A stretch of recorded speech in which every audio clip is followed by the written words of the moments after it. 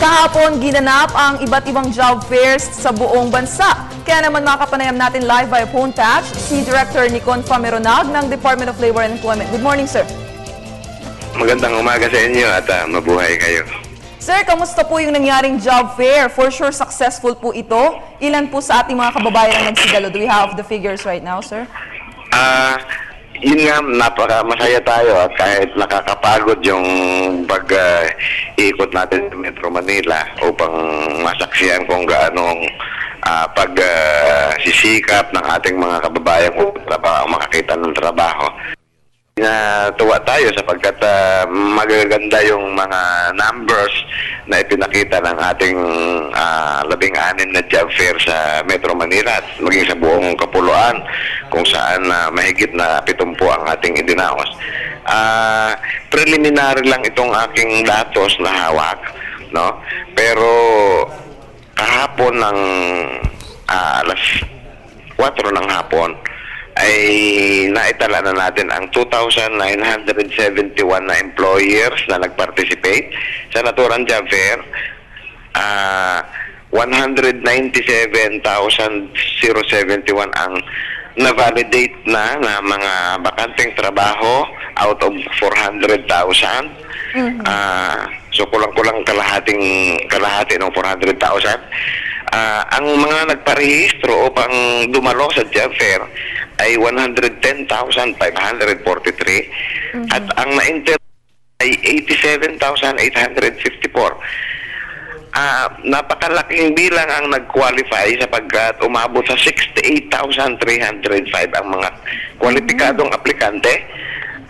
Nakapag-refer tayo sa TESDA ng 5,700 61 mga manggagawa para sa karagdagang pagsasanay at natulungan natin na magkaroon ng kabuhayan o livelihood ang 2,008 at ang lahat ng mga participating employers ay nakapag-interview ng 69,991 na mga aplikante. At dito sa mga aplikanteng pumunta sa job fair, nakakatuwa talaga ang figure sapagkat 15,234 ang instant na natanggap sa trabaho o yung tinatawag nating hats on the spot na kumakatawan sa 22.3% ng bilang ng mga pumunta sa job fair at ito'y mas mataas ng halos kalahati sa aming 15% na target na hats o hired on the spot. Okay, sir, mas mataas ba itong mga natanggap ngayon o mas mataas ba, mas marami yung mga pumunta kahapon compare sa job fair na isinagawa last year?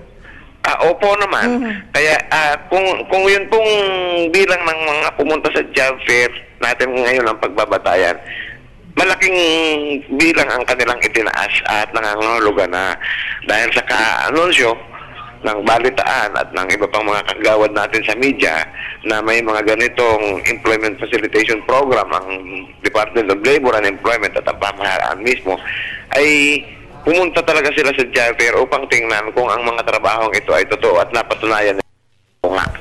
Kaya 15,234 kaagad ang instantly hired o hired on the spot kahapon. Sir, yung mga hired on the spot nating kababayan, sir, anong mga trabaho ito? Anong kadalasan yung mga trabaho na mabilis natanggap ang ating mga aplikante? Iba-iba kasi nung pumunta tayo sa job fair kahapon ng umaga, katulad ng ating mga maaga ng naging panawagan, ang mga trabaho sa job fair ay mga managerial, professional, skilled, technical professional, semi-skilled at saka mga skilled workers. Yung pangkalahatang profile ng 15,234 ay makikita natin sa final report ng Job Fair Secretariat at inaasahan nga natin at yung ang sabi kahapon ni Kalim Linda Baldos ng Department of Labor and Employment dahil ang resulta ng Job Fair, ang buong resulta pati yung mga natanggap sa trabaho ay hindi natatapos hanggang hindi nakakalipas ang isang buwan. Mga binanggit ko yung mga preliminary figure umaasa siya ng malaki na itong mga preliminary figures na ito ay lalo pang tataas sa susunod na 1, 2, 3 hanggang 4 na linggo. Okay, sir, ano po ba yung mga list ng ating top companies na nag-participate dyan? Patok po ba yung mga online jobs or somehow call centers? Mix, halong-halo po, sir. Sir, kung ganyan, sir, bakit hindi na lang natin gawing regular itong job fair? Hello, sir? Hello? Yes, sir. Ulitin ko lang, sir. Bakit po hindi na lang kaya natin gawing regular itong job fair na sinasagawa ng DOLE?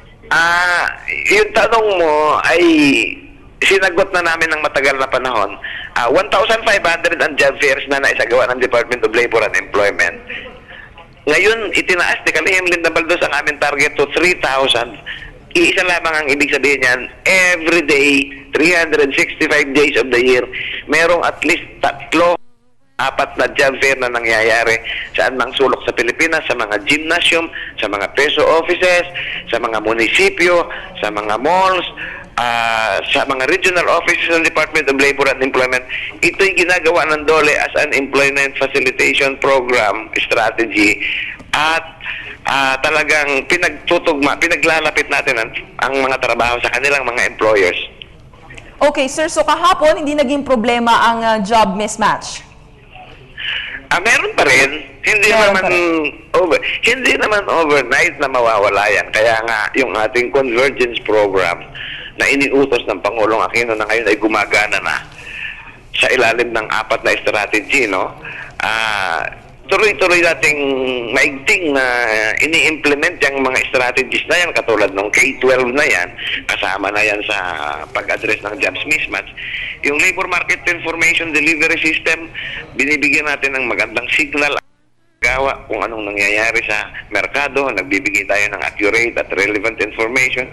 Yung ating Philippine Qualifications Framework, pinirmahan na yan ng ating Pangulong Aquino na itong nakaraang Pebrero yata, kung matatandaan ko ng tama ang executive order na nagtatalaga sa Philippine Qualifications Framework.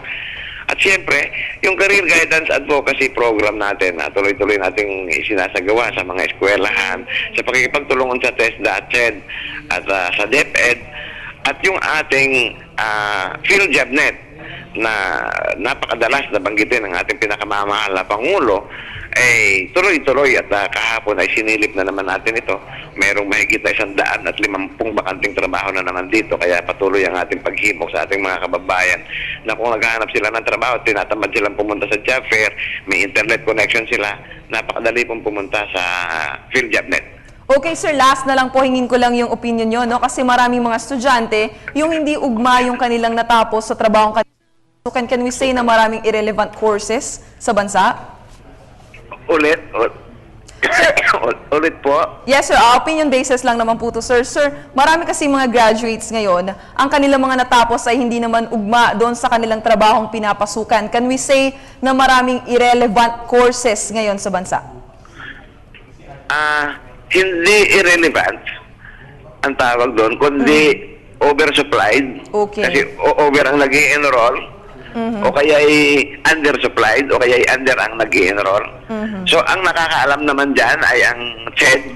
Kaya ang CHED paminsan-minsan, katulad ng naganap sa nursing, nag-i-issue ng moratorium sa courses na ini-offer. Hindi ibig sabihin na sinasara yung eskwelahan, kundi yung course offering ang ini-issue ng moratorium upang huwag na munang i-offer kasi nga may oversupply ng graduates dito. Yun ang ibig sabihin. Okay, sir, ano po ang maipapayo nyo sa ating mga estudyante sa pagkurso, pagpasok sa kolehiyo? Siyempre, mag-uusap muna sila at ng kanilang mga magulang, lalo na kung ang mga magulang ang tumutos sa kanilang pag-aaral at alamin mabuti kung ano ang inclination. Pangalawa, pwede ho kayong sumangguni sa 126 career guides ng Department of Labor and Employment.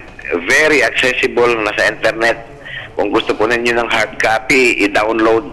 Itong career guides na ito ay nagpapakita ng lahat ng kinakailangang impormasyong malaman para sa isang hanap buhay o kurso.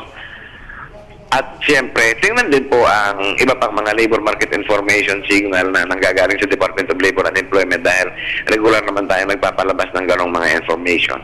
Okay, very well said. Thank you so much, Mr. Nicon Pameronag, spokesperson ng Department of Labor and Employment. Maraming salamat, sir.